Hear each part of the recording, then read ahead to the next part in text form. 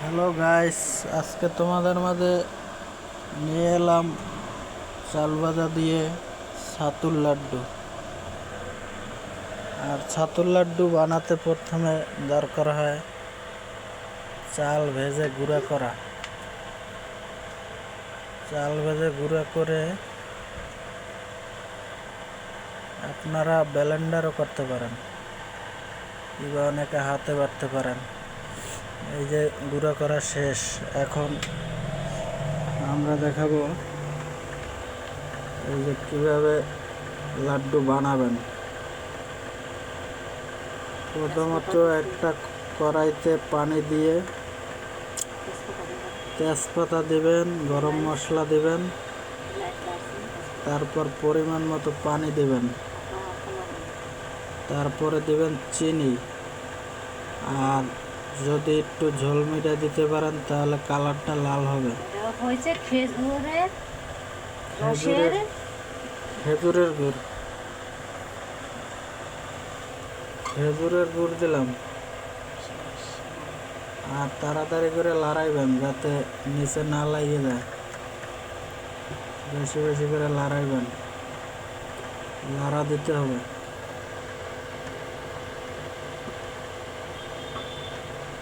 সব কিছু দিয়ে একসাথে এরকম জাল দিতে হবে। জাল কমাই দিবেন, নাহলে পড়ে যেতে পারে।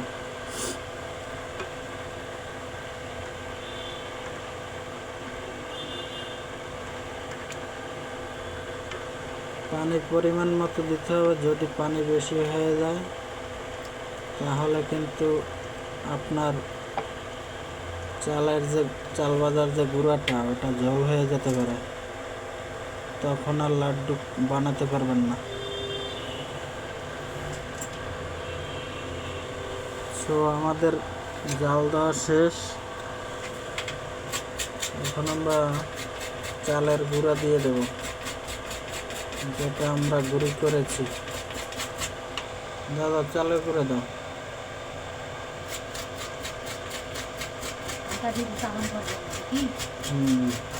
আপনারা নারকেল ব্লেন্ডার করে দিতে পারেন, কিংবা নারকেল আস্তা করেও দিতে পারেন, আস্তা করাইয়ে দিতে পারেন। আমি দুটোটা দিয়েছি।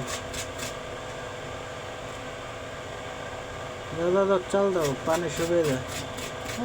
চালের গুঁড়ো দাও তাড়াতাড়ি, পানি শুকিয়ে যেতেছে না। গাইস, এবারকা আমার পানি ফোটানো শেষ। এখন চাল ভাজার যে গুঁড়াটা ওটা দিয়ে দিতেছি। তাড়াতাড়ি দাও, এবিল করে ডালিয়ে দাও একবারে। হ্যাঁ, একসাথে সবটি ঢেলে দিতে হইব, দিয়ে তাড়াতাড়ি করে লাড়া দিতে হইব। লাড়া দাও, লাড়া দাও, লাড়া দাও, নিচে লাগিয়ে দেবো। জাল কমাও।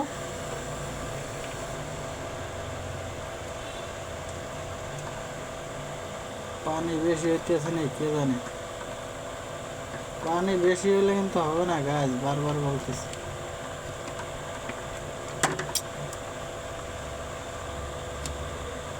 জালটা কমাই দাও, হয়েছে তো।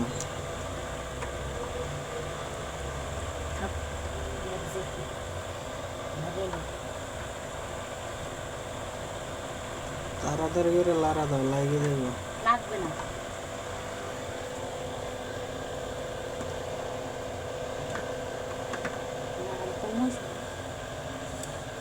মিঠে বেশি দিয়ে কি বলি, মিঠে কি পানি কি কমে গেল নাকি? তাহলে সমস্যা নেই, পানি কমে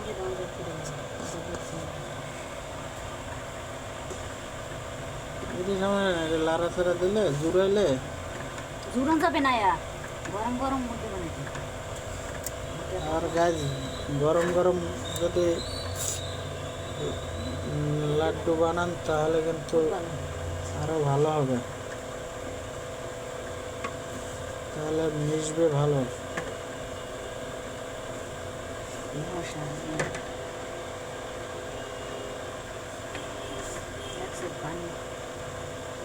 সব থেকে চাইছিলেন না,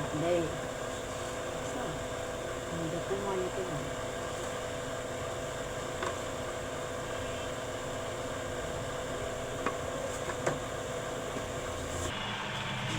এই যে গাইস, আমাদের লাড্ডু কিন্তু বানানো শুরু করে দিচ্ছে।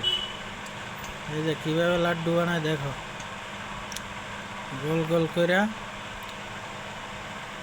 তারপরে রাইখে দিতে হইব, ঠিক আছে? এই যে